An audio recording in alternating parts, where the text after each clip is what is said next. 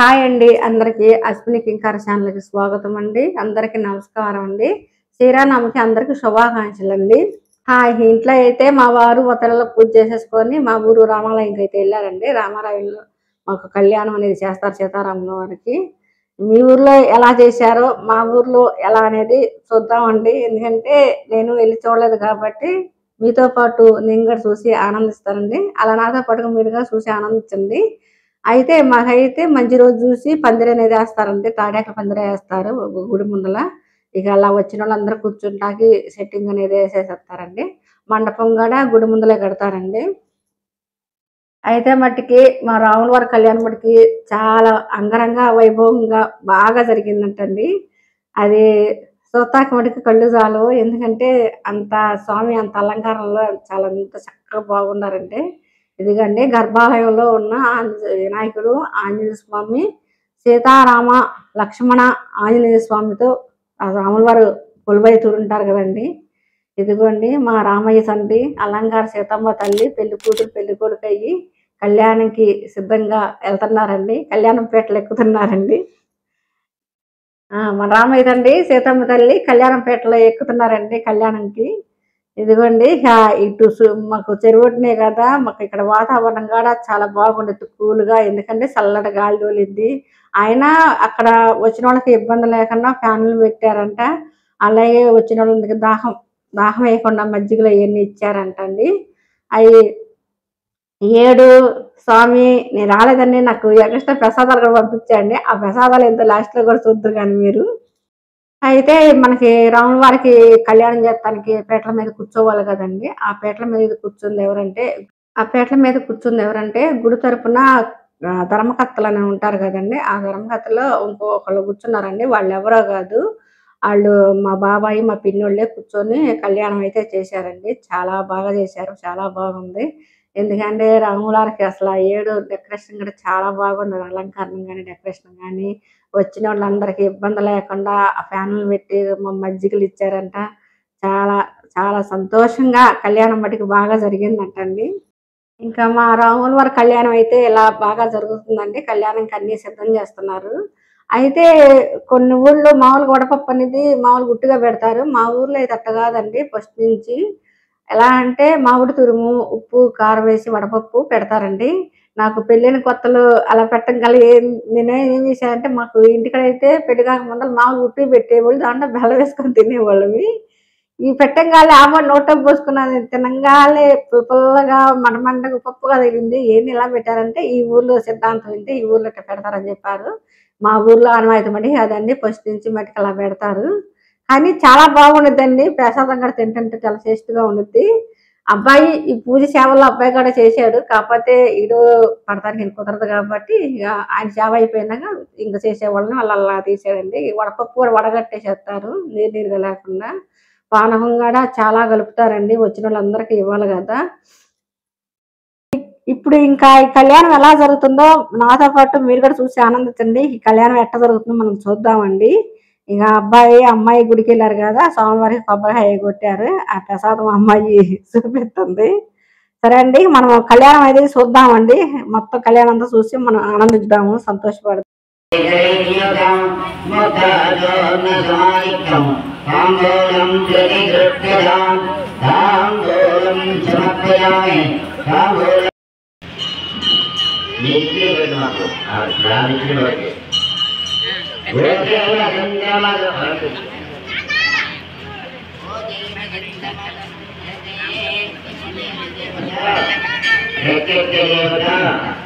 సహిత ఆదిత్యాది సూర్యగ్రహ దేవత ఆవాహయామి ఫలిత నమస్కారం చేసుకోండి.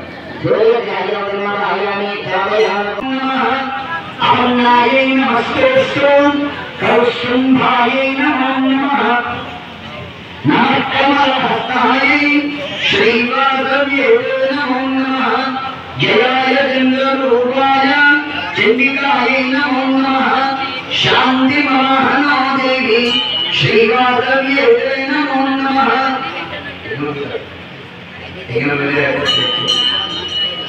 ఓం సకలదేవతాయై నమః నిత్యానందగై వరాభయగై సందయ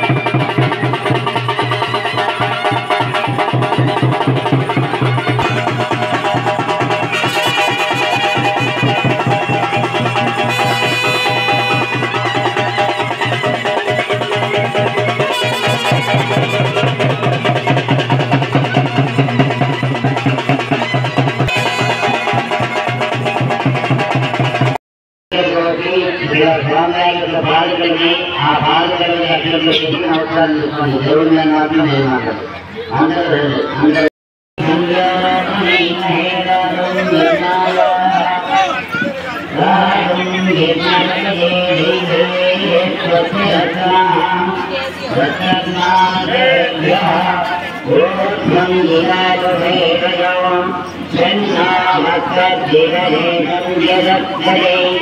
ఓం శాంతి శాంతి శాంతి సహస్రశేష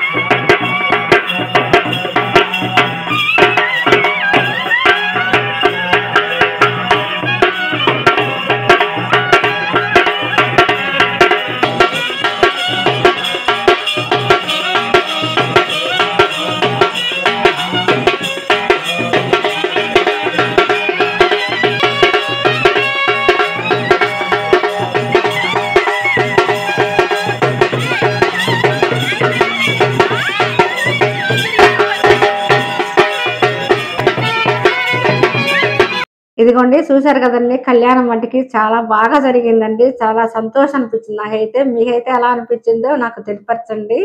అయితే ఆ రామయ్య తల్లి, ఆ రామయ్య స్వామి, సీతమ్మ తల్లి ఆశీస్సులు మనందరి మీద ఉండాలని కోరుకుంటున్నానండి.